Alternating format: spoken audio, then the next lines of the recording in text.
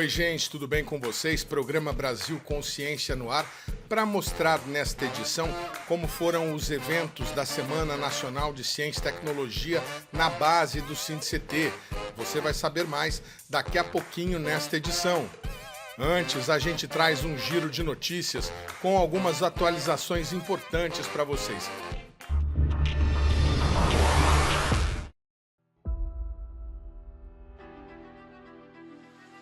Começando com a Operação Skywave, o lançamento do foguete sul-coreano da Innospace a partir da base de Alcântara, teve nova janela de lançamento anunciada pela Agência Espacial Brasileira e pela Aeronáutica.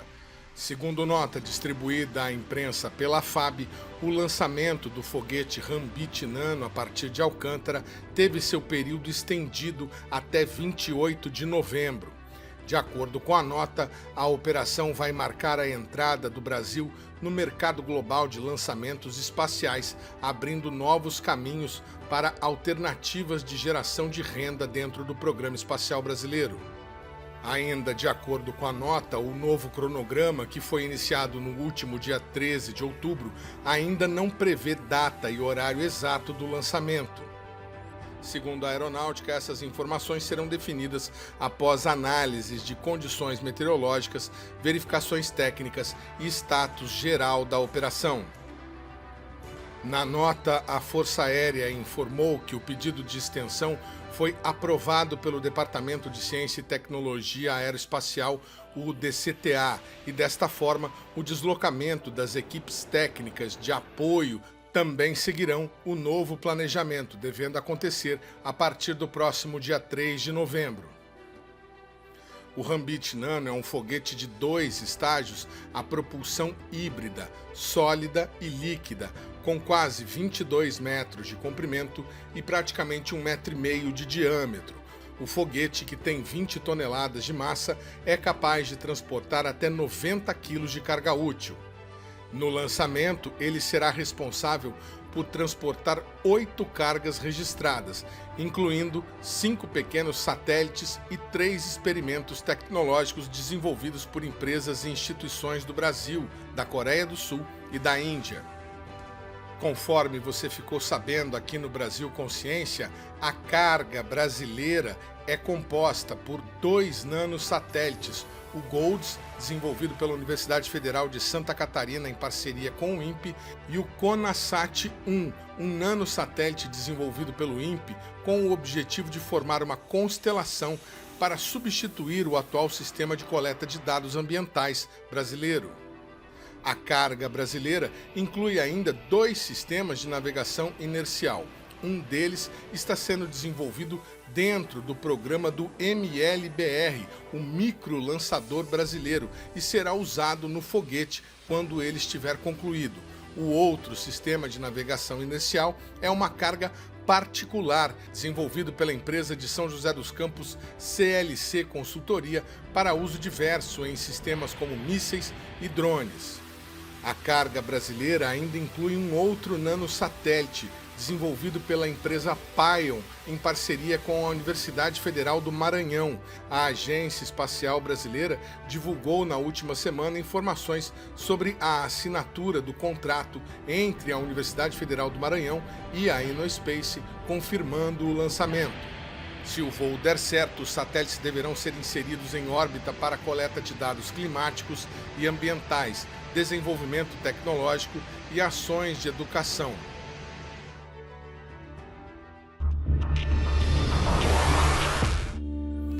E por falar em Agência Espacial Brasileira, o presidente da entidade, Marco Antônio Chamon, assinou na última semana, na França, um acordo para o desenvolvimento conjunto entre os 2 países de uma base de balões estratosféricos em Palmas, no Tocantins.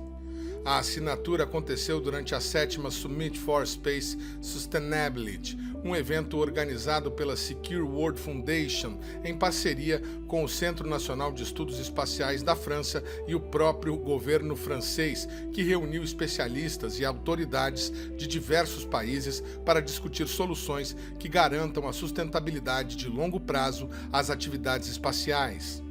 O projeto para a criação de uma base de lançamento de balões estratosféricos na região de Palmas, no Tocantins, conta com a participação da Universidade Federal do Tocantins e integra um programa mais amplo da EB voltado à oferta de oportunidades frequentes de voos por balões à comunidade espacial brasileira e sul-americana.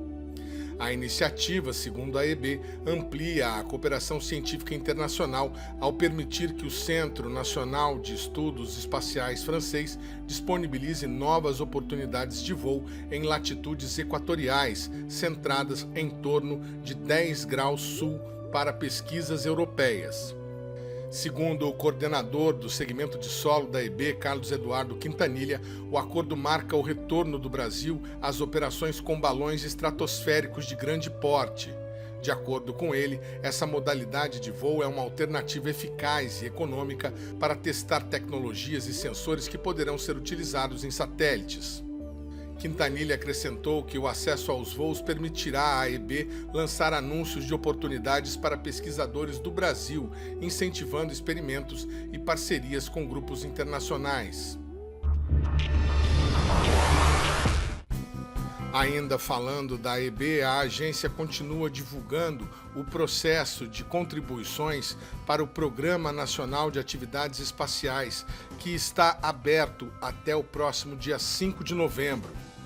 Segundo a divulgação da AEB, o PNAE é o principal instrumento de planejamento decenal do Programa Espacial Brasileiro e sua atualização busca alinhar as ações espaciais do país às prioridades nacionais e globais.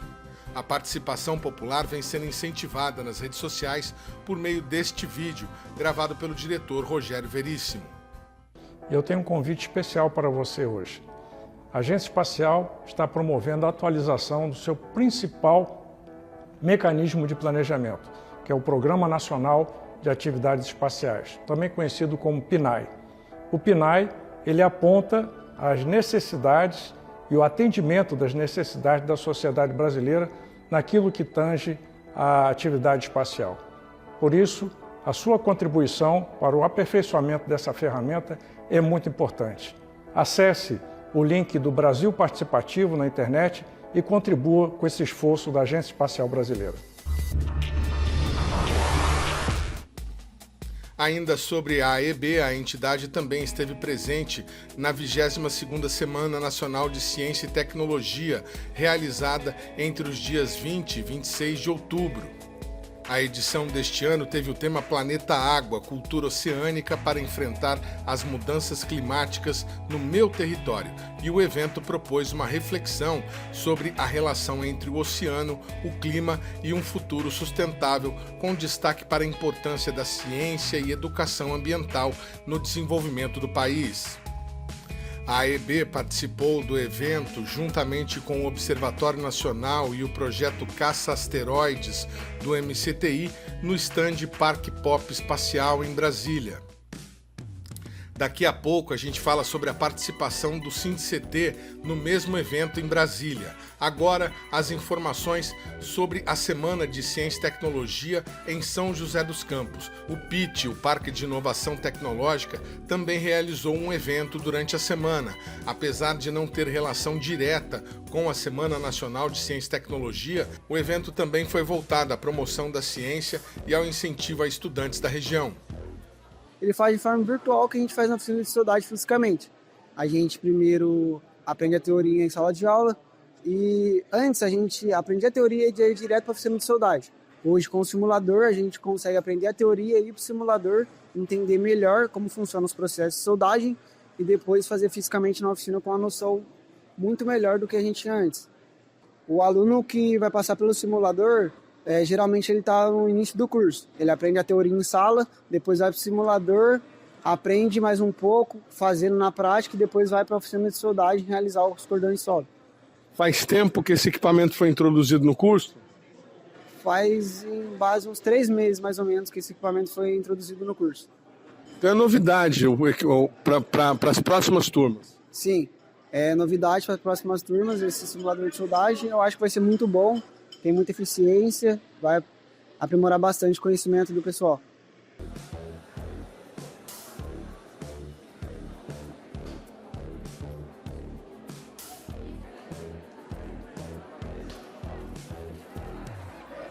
Bom, o objetivo do evento é, de fato, conectar então os atores do ecossistema, isso considerando a academia, né, sendo alunos e professores, empresas e governo, além da sociedade civil também.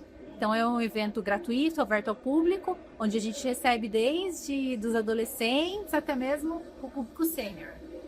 E quantas pessoas, mais ou menos, vocês imaginam que passam pelo parque durante um evento como esse? Bom, a expectativa de público para o evento é de 3.000 pessoas durante os 3 dias. E qual que é o perfil desse público? Eles são estudantes que estão buscando uma vaga nessas universidades ou são profissionais de ciência e tecnologia que estão vindo aqui fazer network?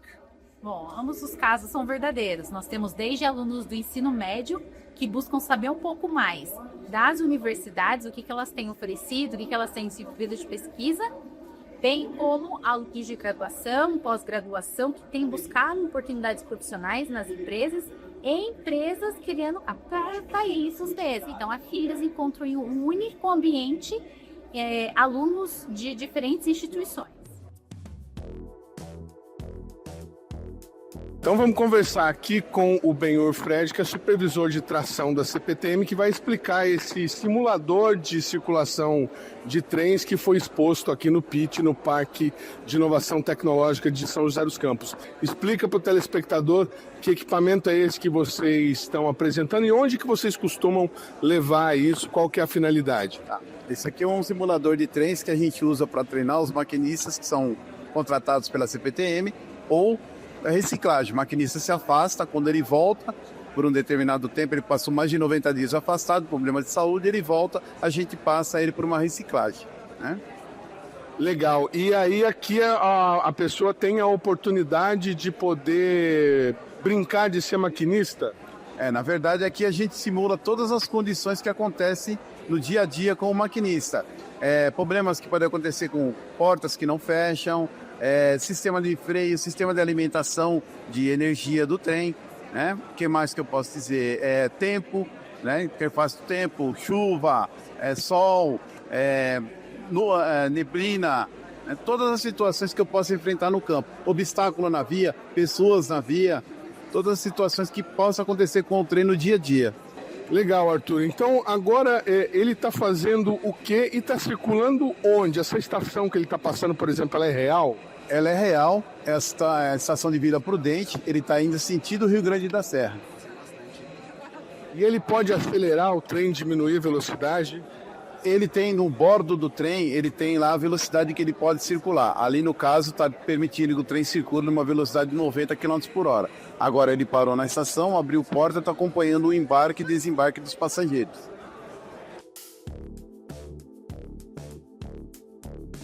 Bom, nós temos então projetos de inovação que têm sido desenvolvidos pelas instituições parceiras, sendo expostos aqui, além de estandes das empresas patrocinadoras, também mostrando um pouco dos seus projetos e as oportunidades que eles têm na área de inovação. E também temos aí o Congresso Científico Tecnológico, onde autores puderam submeter os seus resumos e eles puderam, então, colocar dentro desse resumo um pouco de suas pesquisas, o que tem acontecido dentro dos laboratórios das instituições e dos institutos de pesquisa. Vocês fizeram algum tipo de seleção por área ou foram pessoas que se candidataram para estar participando, apresentando trabalhos? Isso, nós abrimos a inscrição no começo do ano para submissões, então são resumos de até 500 palavras, a ideia é que seja algo enxuto mesmo, para facilitar para que a empresa tenha acesso. E tivemos todo um corpo científico que fez a avaliação desses resumos. Os aprovados, então, têm a oportunidade de apresentar esses resumos durante o congresso. Tá certo, muito obrigado, Amanda, pelas informações. A gente segue agora com as informações do CEMADEM.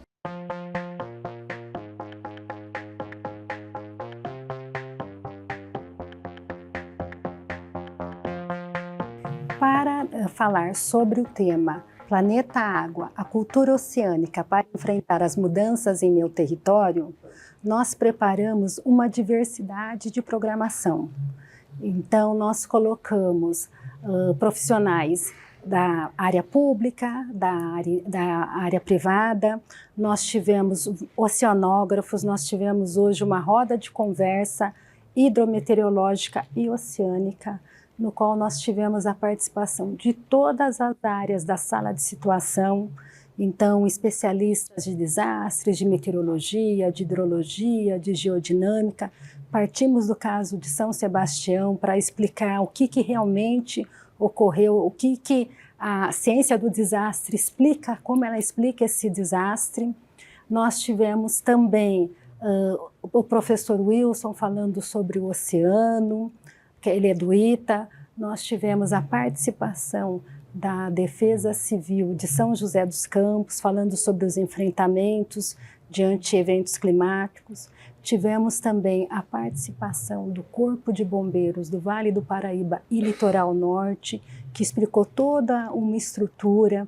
Tivemos a presença da Motiva, que explicou a resiliência climática do grupo, e num primeiro momento com o comandante Miguel Dal, e num segundo momento nós tivemos eles explicando como que se dá as operações aqui no trecho da Dutra e também da Rio Santos. Tivemos também a Tamoios, que veio aqui e explicou sobre o grupo, a concessionária, e também falando hoje sobre a Serra do Tamoios.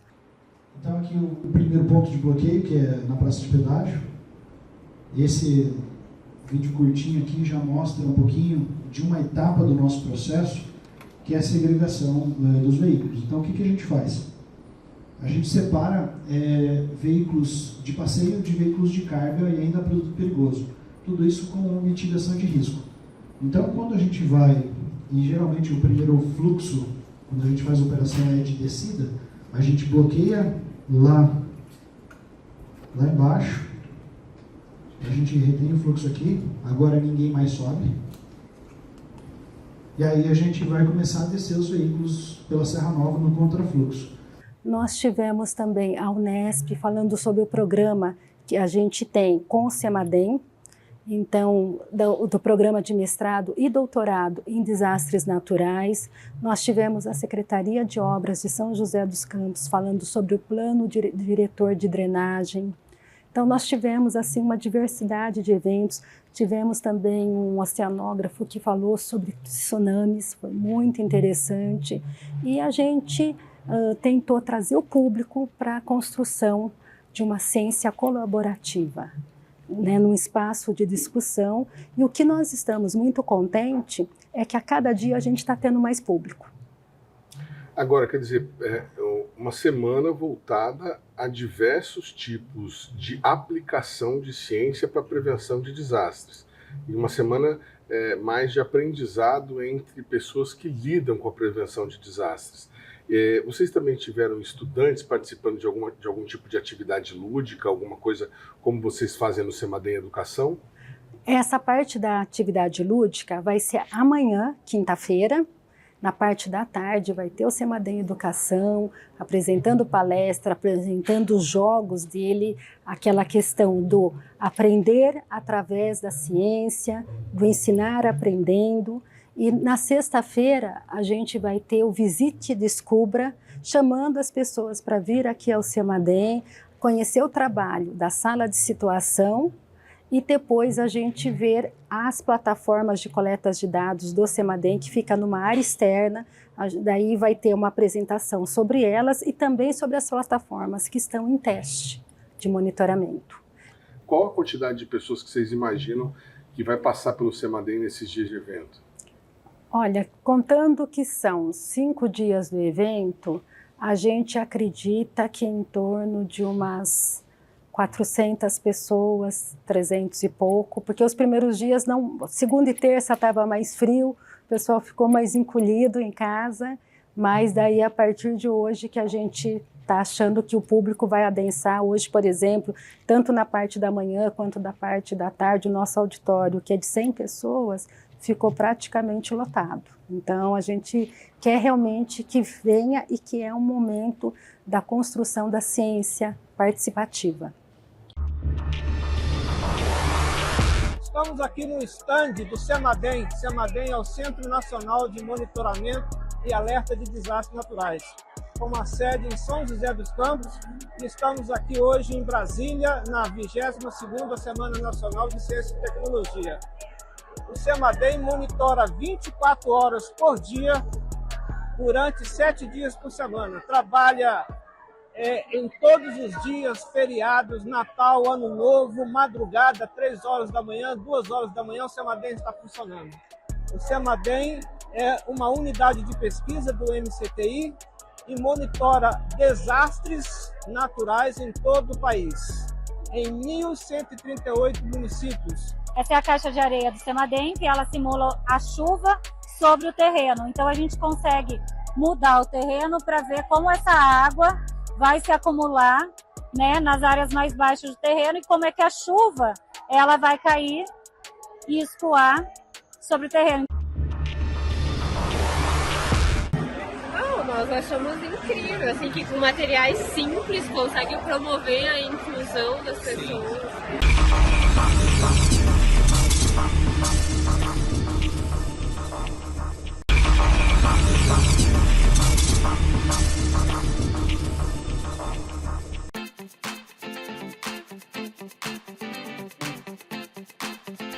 Segundo bloco, o programa Brasil Consciência de volta, e a gente fala agora sobre a destacada participação do SINDICT, o Sindicato dos Servidores Públicos Federais de Ciência e Tecnologia do setor aeroespacial, na Semana Nacional de Ciência e Tecnologia. O sindicato esteve presente no evento principal montado na Esplanada dos Ministérios em Brasília.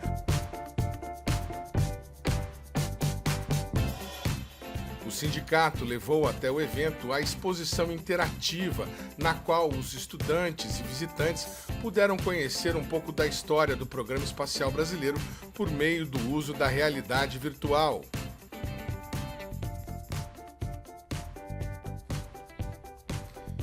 O estande do SINDICT chamou a atenção do público e também de autoridades que passaram pelo local. A deputada Jandira Fegali foi uma das visitar o estande. O secretário de Ciência e Tecnologia para o Desenvolvimento Social, Inácio Arruda, também compareceu.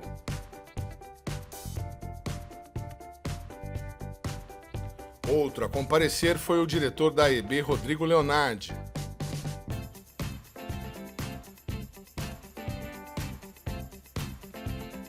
Quem também compareceu ao estande do sindicato foi o ex-presidente do CNPq, Ricardo Galvão, que assumiu recentemente cargo de deputado federal como suplente do agora ministro Guilherme Boulos.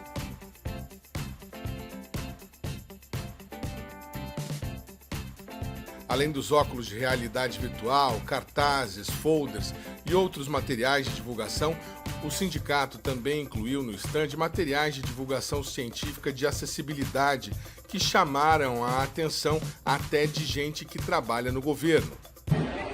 Nós achamos incrível, assim, que com materiais simples consegue promover a inclusão das pessoas. Sim. E assim, isso aqui hoje, com a difusão da própria tecnologia com a impressão 3D, isso aqui você pode projetar e imprimir em 3D, porque aí você consegue fazer, por exemplo, para você trabalhar isso em escola, produzir isso em escala. Então imagina, cada escola com uma impressora 3D, você faz uma matriz, manda para as escolas e cada escola pode imprimir. Boa ideia, gostei da sugestão. E como é que é o seu nome? Milton. Da onde, Milton? Eu sou o coordenador geral de tecnologia assistiva do Ministério de Ciência e Tecnologia. Obrigado.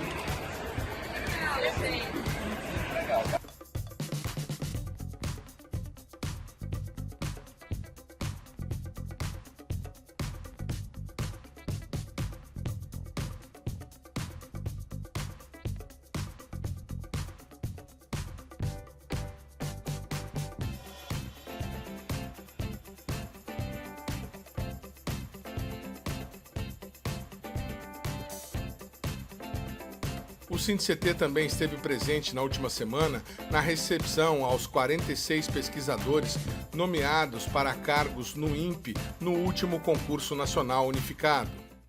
Meu nome é Fernando Moraes, sou presidente do SINDICT. Estou no segundo, terceiro mandato, terceiro não é dele, eu vou pular fora. O caso é o seguinte, o sindicato foi criado em 30 de agosto de 1989, logo depois que a Constituição autorizou. Aí nós nos organizamos, criamos o sindicato que está de pé há 36 anos. Nós temos aqui presentes a diretora, doutora Laís, que é do DCTA, engenheiro, e o doutor Vijay, que é pesquisador, doutor, ele é indiano, trabalha na área de computação matemática, trabalho magnífico que ele faz, ele já está aposentado, mas continua colaborando.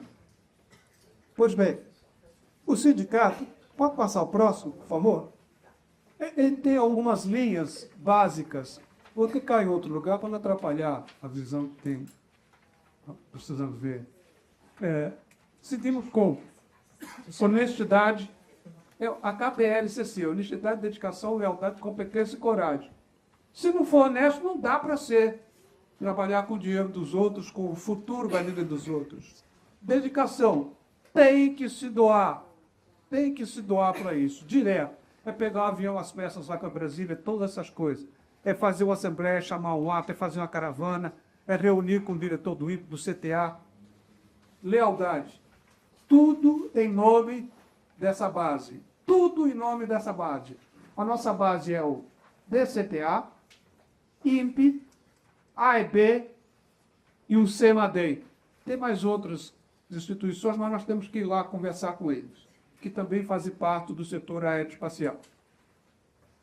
Competência. Se nós não tivermos competência, a coisa não vai. Hoje nós temos um sindicato com 36 anos, temos um patrimônio em modos imóveis e recursos financeiros muito bons, que são muito bem cuidados, para nos subsidiar nas lutas. Nós temos lutas judiciais, que se nós prendemos uma grande ação judicial, o que nós vamos pagar de sucumbência é valor que vai para milhão. Vai para 1 milhão ou 2 milhões. Mas nós nunca prendemos uma ação. Pode verificar isso aí. E coragem. Tem que ter coragem para enfrentar o brigadeiro, se é um brigadeiro com lealdade de mau humor, enfrentar deputado com cara feia, que põe o telefone no ouvido e parece que está falando com alguém, não está falando, e a gente vai atrás dele até a hora que ele cansar de não falar no celular. Tem que ter coragem para falar com o ministro, cercar ministros, ministra, presidente da República. Tem outra foto minha, cercando o Lula, pegando, puxando, falando, parece que eu estou bravo com ele, mas eu estava enfático. Então tem que ter coragem para essas coisas, de tudo quanto é maneira. Pode passar o próximo? A nossa sede são duas casas ali na Vila Diana, na Rua Santa Clara, compradas com muito boa administração financeira, cuidando do dinheiro do nosso sindicalizado.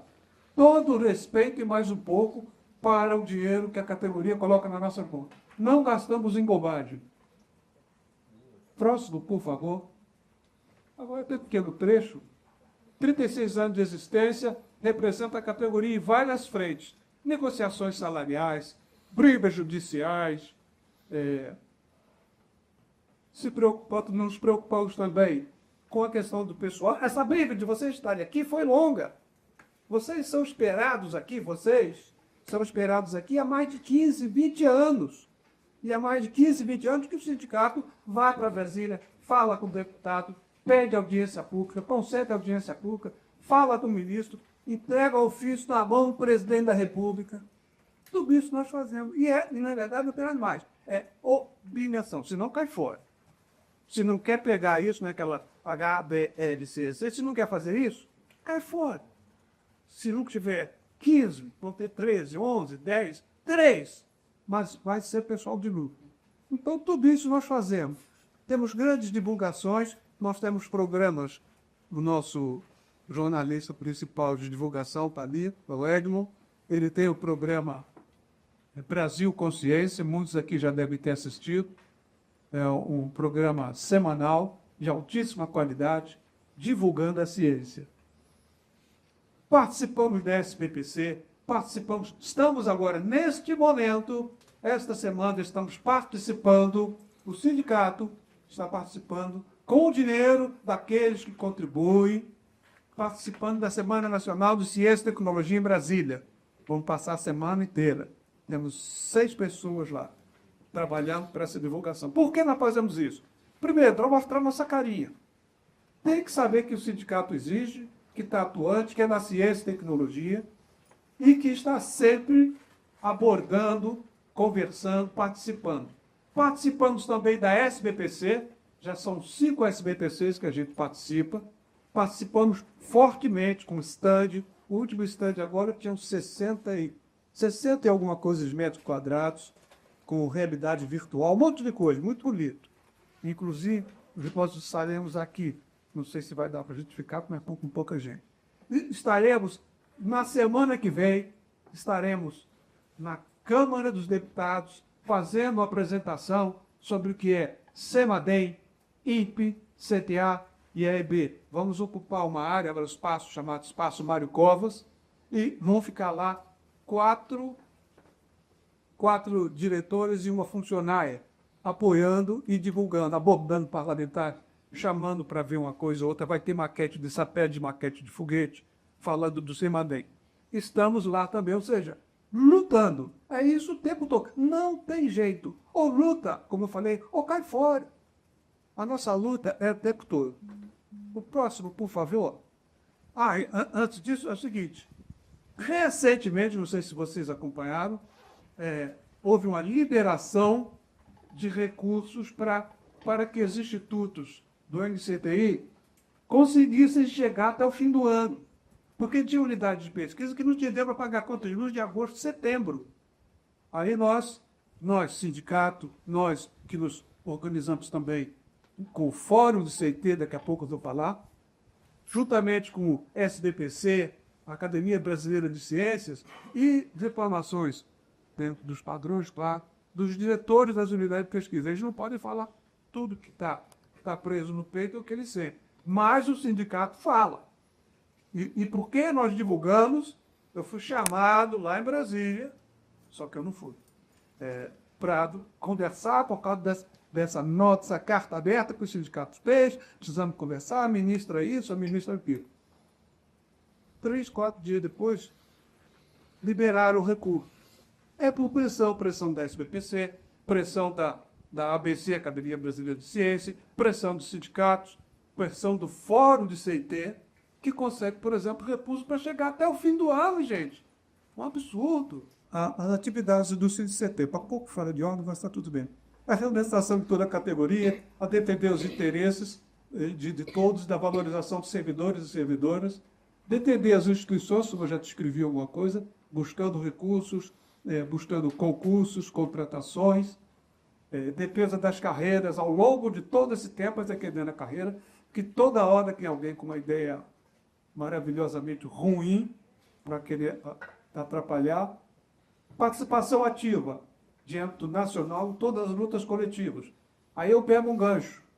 Dia 29, quarta-feira, vai ter um ato nacional lá em Brasília contra a PEC 32, que é a PEC da reforma administrativa, que tira tudo quanto é direito e que as carreiras vão ser zeradas. Zeradas. É só ler com atenção o que coloca nessa PEC, como, por exemplo, autoriza o contrato temporário.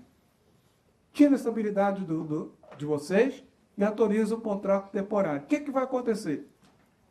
Vai entrar um prefeito, que isso vale para prefeitura, estados e municípios e governo federal, vai entrar uma autoridade eleita que vai tirar quem ele quiser para colocar quem ele quiser. E essa pessoa colocada por ele vai defender os interesses dele, não do serviço público.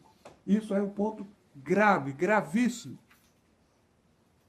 Presença em eventos nacionais, divulgando o setor de CT, divulgando as nossas instituições e os nossos servidores. Caravanas, como eu falei, por favor, vocês talvez não possam ir porque vocês ainda estão em estágio probatório, mas conversa com os mais antigos, participem, vai na caravana, fulano. E vamos fazer também, no dia 29, às 9 horas da manhã, um ato aqui na porta do INPE, quando vem o pessoal do CEMADEM e do DCTA, a maioria, inclusive, é do DCTA, principalmente aí. E nós temos uma série de benefícios que a gente oferece aos nossos sindicalizados. Sindicalizado, eu não falei, mas eu vou aproveitar. O nosso sindicalizado ele paga 1% do que ele recebe, em se tratando de vencimento básico, titulação e a GDACT. Todas conquistas coletivas do sindicato. Temos os convênios médicos com a Unimed e com a Santa Casa de São José dos Campos. Eu sou conveniado com a Unimed. Trouxemos recentemente a Santa Casa, nós está com boa demanda. Tem um convênio odontológico com a Uniodonto, que funciona e funciona muito bem. O sindicato acompanha, página por página, nome por nome, do que essas unidades de saúde aí apresentam. Que se houver algum erro, você reclama, a gente corre lá, fiscaliza, reclama, traz para o patamar lógico da coisa. Temos uma assessoria jurídica muito grande, são mais de 10 advogados, Santificito, Cicotinho e São José, encabeçadas aqui pelo Dr. Alessandro e o escritório que nós temos contrato. É o escritório do Dr. Sodero Associados. É muito bom, o Sodero é um cara muito respeitado internacionalmente. Para quem não sabe, ele é chamado para dar palestras e cursos em Portugal, Espanha, Itália, Argentina. E fazemos também atividades com nossos aposentados. Agora, que nos nossos aposentados, isso não aplica a vocês, espero que só se aplique daqui a 35, 40 anos, de muita participação. Os aposentados têm reunião mensal, têm a pensão, fazemos excursão. Eles vão recentemente, vão para Cunha. Vão para Cunha, ver ver as flores, ver as coisas bonitas lá de Cunha. E também temos atividades sociais com os nossos sindicalizados. Nós temos algumas divulgações em função do setor aerofacial. Temos um livro, o projeto de reconciliação do ITA. Temos tudo o que você queria saber sobre a urna eletrônica. Por causa desse livro, feito por nós, nós fomos conversar com o ministro do STF, na época que a coisa estava pegando fogo. Tecnologia de foguetes, energia solar, os satélites e o carro a álcool. Um livro sobre o carro a álcool que nasceu em Siqueira. Então temos todas essas publicações. O próximo. Aí é sindicalize. Se for para cá 1% dessas três verbas. O vencimento básico, a ART e a GDACT. Participe das reuniões, das assembleias, entra para o site, manda mensagem, cobra. Sindicato funciona com cobrança. Não adianta falar, mas sindicato é tão bonzinho, deixa eles lá. Não funciona. Sindicato precisa de turrão e de pontapé. Empurra que vai, chuta que vai. É assim que funciona, é a realidade. Não adianta nós ficarmos com tererê, que não vai. Entra no nosso site, lá está tudo de informação. Laís? É importante falar para vocês que o trabalho dos diretores do sindicato é todo voluntário. Nós somos todos ex-servidores, alguns ainda da ativa, ainda servidores, tá?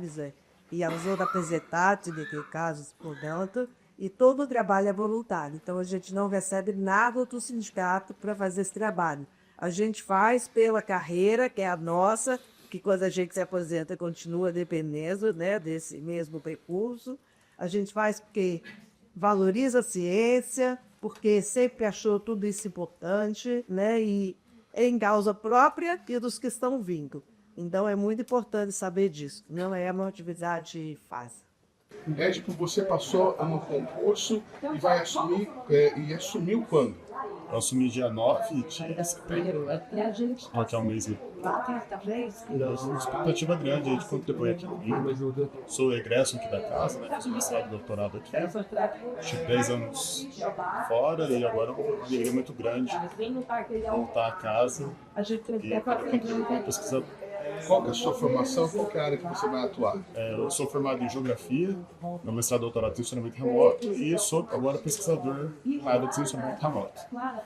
Qual que é a sua expectativa? O que você gostaria de deixar nessa sua passagem pelo INPE?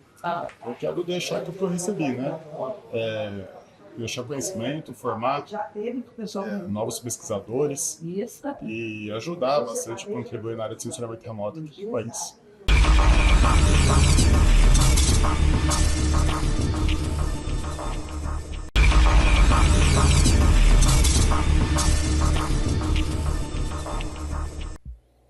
Terceiro bloco, o programa Brasil Consciência de volta, e a gente fala agora sobre o novo supercomputador do INPE e o processo de escolha do nome do equipamento.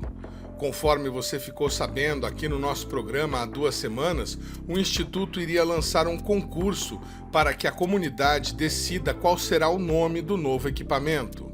O INPE vai publicar em seu Instagram a escolha do novo sistema de supercomputação. Isso é para envolver toda a sociedade, a comunidade, os estudantes, na escolha desse novo nome do sistema de supercomputação do INPE com a participação da sociedade. Isso é uma coisa muito interessante para nós, termos a participação de toda a sociedade na escolha desse novo nome do sistema de supercomputação adquirido recentemente pelo INPE.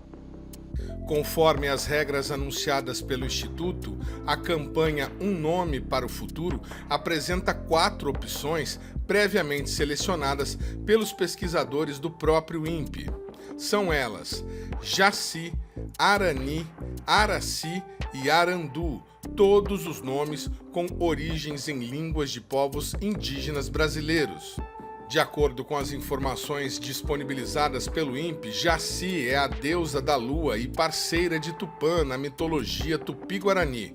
O mito apresenta Tupã e Jaci como forças complementares, o dia e a noite, o masculino e o feminino, cuja união simboliza o equilíbrio e a harmonia necessárias para a existência.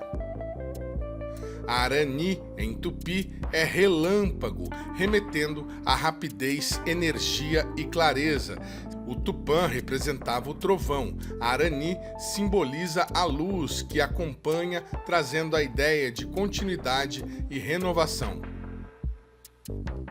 A terceira opção, Araci, na tradição tupi-guarani, significa mãe do dia ou aurora. De acordo com as informações disponibilizadas pelo INPE, o nome simboliza a renovação, clareza e a promessa de um novo começo. A última opção é Arandu, que em Guarani significa sabedoria. O termo resulta da junção da Ara, tempo, espaço, cosmos, e Andu, sentir e ouvir, remetendo à capacidade de compreender profundamente o tempo e o mundo. A enquete para a escolha do novo nome do supercomputador do INPE estará disponível nos perfis oficiais do Instituto e do Ministério de Ciência e Tecnologia no Instagram. Para votar, basta acessar a rede social e escolher a opção favorita nos cards de enquete que estão publicados. O novo supercomputador é uma máquina HPE Cray e é o primeiro de 4 sistemas previstos no projeto RISC de renovação da infraestrutura de supercomputação do INPE. Com ele, o Instituto deverá ampliar sua capacidade de processamento em mais de 10 vezes, possibilitando a operação do modelo matemático de previsões de oceano, terra e atmosfera, o MONAN, desenvolvido em código aberto pelo Instituto e outras instituições parceiras, para as condições climáticas específicas da América do Sul. Em entrevista ao canal EGOV na semana passada, a ministra de Ciência e Tecnologia, Luciana Santos, falou sobre o novo supercomputador do INPE, que, segundo ela, representa uma das entregas do Ministério por conta da COP30. Falar das entregas aí da COP30, o que temos lá para a COP30? Tem mais o nosso supercomputador do Instituto Nacional de Pesquisas Espaciais. Nós vamos poder agora, nós conseguimos que ele tivesse um grande up, né? Aumentasse a capacidade da eficiência para poder monitorar a questão do clima. O INPE hoje, para vocês terem uma ideia, o nosso Instituto Nacional de Pesquisas Espaciais, ele dá online para o IBAMA o que é que está acontecendo na floresta, não só na Amazônia, mas nos biomas de uma maneira geral, no cerrado, queimada, seca, enchentes. E a gente faz isso com o nosso Instituto Nacional de Pesquisas Espaciais. São modelos matemáticos que a gente, um deles a gente chama de DETE, porque ele dá para o IBAMA a informação, que é a ministra Marina Silva, né, que coordena. A Marina Silva faz ação e controle e a gente dá as informações. E agora nós vamos fazer isso de maneira mais eficiente, porque o nosso supercomputador do INPE virou muito potente. São 8 quatrilhões de operações por segundo que agora o nosso computador pode fazer. Então, é uma previsão 10 vezes mais rápida do que a gente tinha antes, com mais precisão, com alta resolução local e muitas vezes a gente tem como fazer previsão de 10 dias antes, né? Estamos também usando inteligência artificial para poder garantir uma precisão maior da situação, né, que está passando nos biomas, e ele também é sustentável. O nosso supercomputador no INPE, ele é sustentável de energia solar e também de uma refrigeração líquida, né?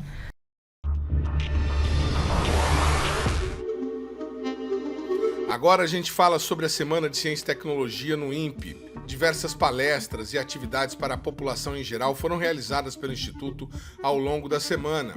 Em uma das mais destacadas, o Instituto recebeu a pré-estreia do documentário Ciência na Mira, que relata o drama de 4 pesquisadores perseguidos durante a gestão Bolsonaro por conta do trabalho deles com dados científicos.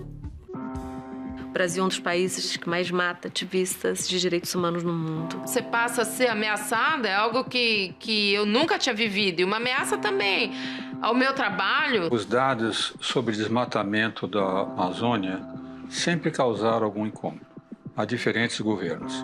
Controlar também as informações que são trazidas pela ciência é sempre o que o autoritarismo faz. Nós não estamos imunes ao que está acontecendo no mundo. O extremismo, as facções, o ódio, ele já chegou na ciência, ele faz parte do que a gente faz. Continuava produzindo a hidroxicloroquina.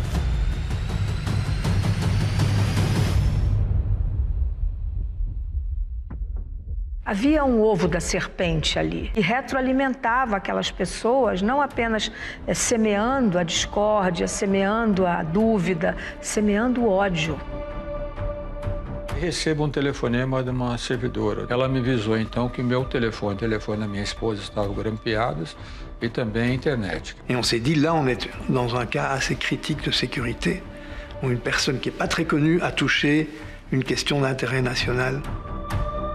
No Brasil, nesses 6 anos, eu me mantenho no Serviço Nacional de Proteção de Ativistas de Direitos Humanos em risco de vida. Minha esposa não sabia muito bem o que fazer, não parava de chorar, porque as ameaças eram muito claras de que eles iriam até onde eu morava, até onde eu trabalhava, e iriam matar os meus familiares.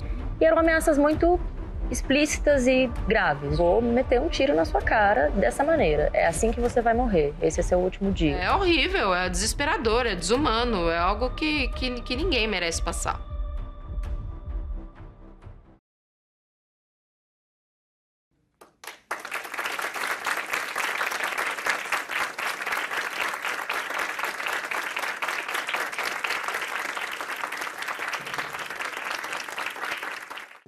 Quando eu fiz o filme, eu tinha bastante em mente que era muito mais do que um filme para festival, e isso implica, às vezes, até algumas escolhas estéticas que a gente faz, né?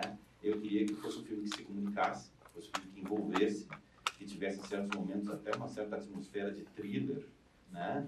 Que era para criar, enfim, um jovem poder ver e não achar um saco, para que levasse a mensagem, né? E com clareza, que tentasse passar um pouco do que essas pessoas vivenciam, não só em termos informativos, mas também sensoriais mesmo, né? Tentar passar um pouco dessas histórias desse jeito. Então, esses espaços de discussão era uma das nossas metas. Então, a gente já exibiu o filme na URGS, com a presença da reitora da URGS, exibimos na UF, exibimos na Unicamp, e aqui é o quarto espaço, assim. E eu acho que esses espaços são o melhor para a gente para a gente exibir, pelo menos nesse primeiro momento, né? Pessoas que vão espalhar assim, a ideia do filme. E a partir de 11 de dezembro ele está então no canal Curta e nas plataformas do canal Curta disponíveis. Daqui a um mês e meio. E uma das questões que o filme trouxe nesses debates até foi uma questão de gênero, né? A Larissa teve presente comigo no debate na Unicamp. A Larissa, ela de vez em quando ela vem, ela nunca mais voltou para morar, mas de vez em quando ela vem para ver os pais, tal, meio incógnita, não anuncia, vem e volta, né? E ela trouxe muito essa questão, né? Quer dizer, que com as mulheres é muito mais presente do que passado, né? Elas continuam exiladas e essa é uma reflexão. Quer dizer, quando eu gravei e a coisa não mudou, a gente filmou na Europa em junho, né? Com a Larissa e a Débora. Quer dizer, já tinham se passado 1 mês e meio do governo Lula, né? Quer dizer, como imaginava que em 2022 as coisas vão mudar, assim, né? Como a gente percebe como o enraizamento de certas questões sociais e tal, ele modificou, né, a institucionalidade, né, que a gente acreditava que, enfim, um novo governo, muita coisa ia mudar e enfim, tem certas debates, certas questões que estão consolidadas de uma forma que não adianta mudar o governo, né? A Larissa e a Débora, elas continuam exiladas, né? E então também a Larissa trouxe essa questão muito de gênero, assim, né? Que não é à toa que essas duas mulheres, de certa forma, é claro que o INPE sofreu e continua sofrendo as consequências, né? Mas o Galvão, de certa forma, superou, digamos assim. É algo que aconteceu, né? O Marcos Lacerda também, né? E as duas mulheres não. Né? Então também acho maravilhoso que estejam nessa companhia de 3 mulheres, né? No evento estiveram presentes o diretor do filme, Rafael Figueiredo, e as participações das doutoras Virgínia Alves, que era chefe de gabinete do ex-diretor Ricardo Galvão, Lúbia Vinhas, que atualmente é pesquisadora no Instituto e que também foi exonerada de seu cargo durante a gestão Bolsonaro, e a jornalista especializada em meio ambiente Cristiane Przybiski, que atua no portal O Eco. A gente sabia o que ia acontecer, ele realmente não pediu demissão, né? E eu fui com ele até o Ministério, só que eles não me deixaram acompanhá-lo na conversa. Eu fiquei lá há um tempo enorme, sendo entretida, eu acho que era o chefe de gabinete do Marcos Pontes, ele ficou me contando um monte de historinha de gente que eu não sabia, que eu nem conhecia, para me fazer passar o tempo, e o Galvão entrou sozinho para conversar com o Marcos Pontes e mais o secretário executivo e outras pessoas do gabinete. E quando ele saiu, ele só disse para mim, bom, eu fui exonerado. A cada ataque, a cada questionamento, a gente ia lá e publicava uma nota imediata e dava uma informação imediata sempre na página do INPE.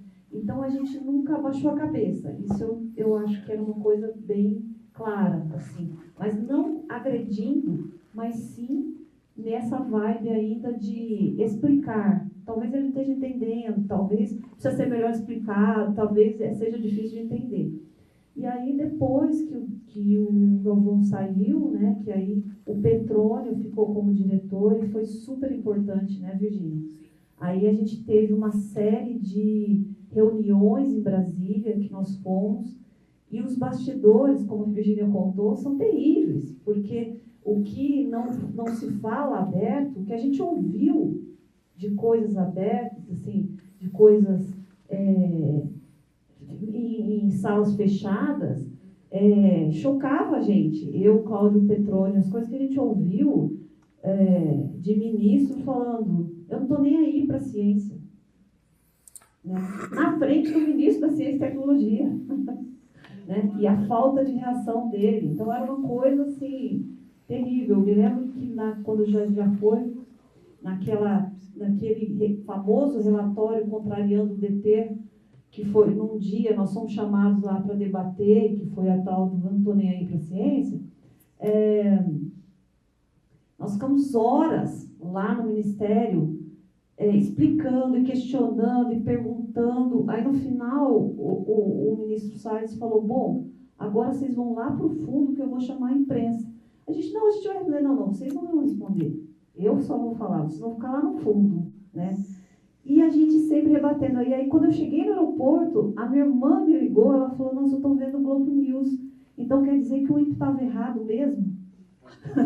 E eu, não estava, não foi nada. Quer dizer que o INPE admitiu que estava errado? Eu, não admitimos nada, não acredito, porque deixa que eu te falo depois. Então eu lembro disso e lembro também da mobilização do INPE, de todos os colegas lá da área do OBT, os alunos, a gente fez folder, esse editório ficou lotado de uma palestra que o Cláudio deu, gente sentada por aqui para tirar dúvida. E eu acho até, eu me sinto até um pouco culpada, que eu acho que eu não agi, tinha que ter feito mais coisa melhor, sabe? Eu acho que eu não era tão madura para aquela situação quanto eu seria hoje, em alguns aspectos. E eu acho que o que fica para mim, realmente, é meio aquela história de quem tem um amigo tem tudo, que é a história da rede de pessoas, da reação combinada de todo mundo, a reação, né, a favor do INPE. A gente até brincava que a gente recebia nota de associação dos alfaiates de São Paulo, nota de apoio ao INPE, que não tinha nada a ver com o INPE, mas também aliada a uma certeza e uma coragem de que a gente fazia estava correto. E contar para vocês que a imprensa também foi muito atacada, né? Assim, a gente sofreu também muitas ameaças, né? Não podia andar com o logo do carro, com o logo do veículo no carro. Quando era um evento público, nós éramos xingados, cuspiam na gente, as mulheres eram ameaçadas de violência sexual. Então, assim, foi um período muito difícil para a gente também. E, assim, foi difícil por uma outra camada, porque a gente também tinha preocupação de preservar os cientistas. Eu sou amiga pessoal da Giovana Girardi, eu me lembro quando ela deu essa matéria, o quanto nós fomos até ela, como jornalistas, para prestar solidariedade, porque a gente sabia que ela estava arrasada. E então tinha esse papel nosso também de tentar denunciar, dizer esses absurdos que estavam acontecendo, de uma maneira que não os expusesse mais ainda, ou que colocasse vocês numa situação mais complicada. Mas a gente foi vendo um silenciamento paulatino, assim, né? Conforme foram passando os meses, vocês foram se silenciando. E aí nós também nos silenciamos, né? Então, inicialmente a gente conseguia falar com pesquisadores em off, e depois de alguns meses nem em off mais. E eu me lembro quando a Lúbia foi exonerada e depois foi embora, para mim a tristeza, assim, era uma tristeza muito grande de ver o que estava acontecendo. E também foi um processo muito cansativo, porque a gente tinha diariamente, praticamente, ter que rebater as mentiras que eram ditas. E eram mentiras tão estapafúrdias que eu não acreditava que eu tinha que escrever uma matéria explicando para o leitor que o satélite do INPE, ele não estava medindo o calor da rocha. Vocês lembram disso, do vice-presidente Mourão? Ou era o churrasquinho. Então, eu não acreditava, a gente não acreditava que a gente estava perdendo o nosso tempo, que podia falar de coisas muito mais interessantes, para ter que rebater esse tipo de informação. E eu queria perguntar para a doutora Lúbia, quando a senhora foi exonerada, a senhora também sofreu ameaças? Chegaram a buscar algum tipo de rede social, alguma coisa assim? Não. Na verdade, eu fui exonerada... eu acho que a minha exoneração ela teve um papel maior como em prol do INPE, né, que colocou essa questão de novo na mídia, nos lugares, e até eu lembro que o Cláudio dizia: a bolsa na Rússia está caindo porque você foi exonerada. Mas eu não sofri nenhum tipo de ameaça, não. Eu também não.